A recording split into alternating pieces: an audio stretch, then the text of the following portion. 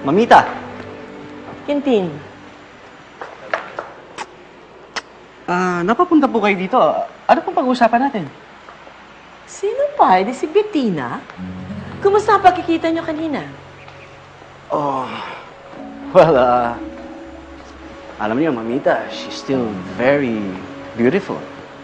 Paprangkahin kita. Gusto mo pa ba siya?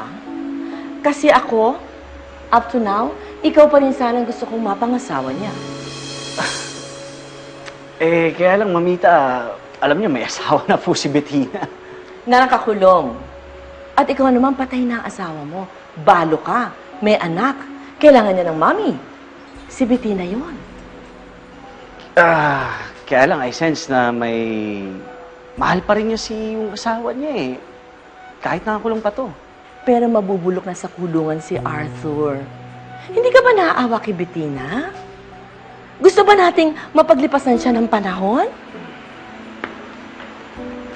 Quintin, pwedeng ipaanal ni Bettina ang kasal niya kay Arthur.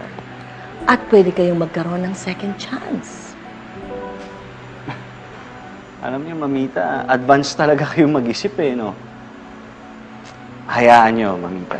Hayaan niyong i-renew muna namin ni Bettina ang friendship namin. I like that. Pabor ako dyan. Saan nga ba kayo nagsimula? Di ba sa friendship? Tapos naging kayo. Sumingit lang sa eksena si Arthur.